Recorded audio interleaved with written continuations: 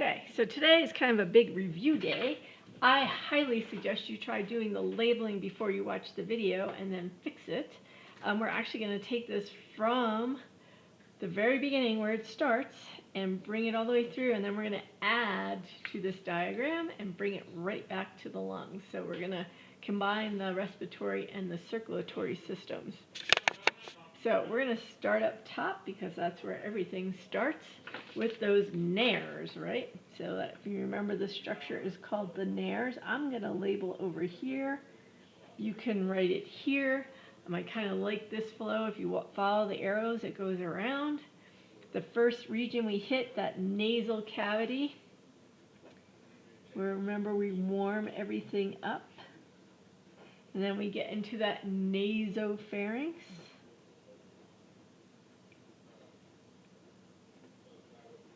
And then we get into the oropharynx.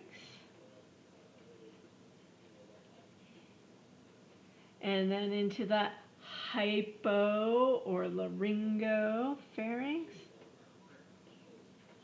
I like how laryngopharynx sounds. I don't like writing it all out though. And then of course that little epiglottis is there deciding, is it going in? Where is it going? Okay, and then the esophagus is riding behind this. We hit the trachea, so that air is moving in at the moment, right? Because we're showing the passage of the way air in. And then we hit the bronchus, the primary bronchus. Even though I told you didn't need to know all these in this diagram, it's a lot easier if you label them as they get smaller. And then we get the secondary bronchus.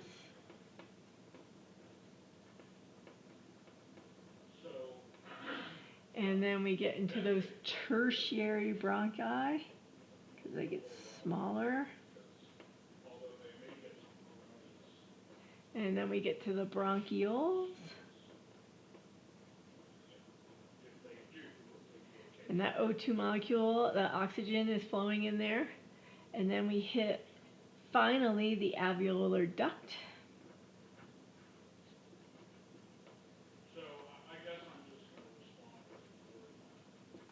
And then we get into those alveoli themselves, where we get that external respiration to happen. Okay, so we know that part, right? Woo! And into the alveolus itself, where the O2 then goes into the bloodstream. So that's where we're going to pick it up and add. So if you remember, this O2, as it gets picked up and into the bloodstream, is going to go out through the pulmonary veins. We actually had a weird discussion about this at my dinner table the other night, about the pulmonary veins and arteries. And then it's going to go into the left atrium. And then through the bicuspid valve, or mitral valve, whatever you want to call it. Oh, and hopefully you can see that. Sorry. Need to check and look up every once in a while. Into that left ventricle, the bigger of the two ventricles, because it takes all the effort to get it out to the body. And then it's going to go from that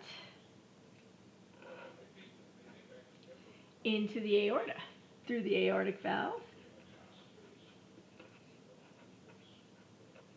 Right, so this is all oxygenated blood from the aorta to the arteries, from the arteries to arterioles, remember those little guys, and then into the capillaries. And we're going to get that internal respiration to happen. And then from that capillaries to the venules and the veins. Okay, and a lot of you hopefully are remembering all this. And then from the veins to eventually that vena cava, superior and inferior vena cava. And then we get into the right atrium.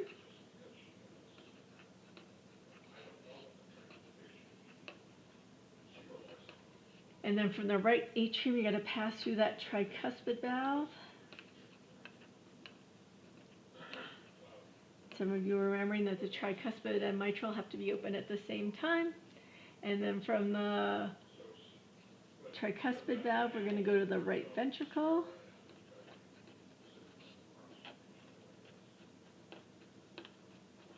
And then from that right ventricle, we're going to go through the pulmonary valve.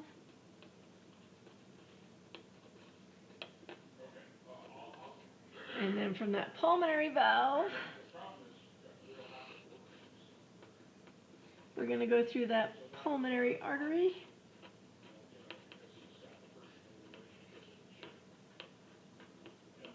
And back to the alveoli. Great giant circle. So the oxygen comes in and it's all hanging out with its buds. And then here, that CO2 is going to go this way. The O2 is going to go here, and this is going to go off to the tissues. And so he's going to leave his O2 buddies and hook up with the CO2 and make his way back into the heart. And then eventually we breathe that CO2 out at the alveoli if we follow those arrows back. So that's the pathway of an O2 molecule.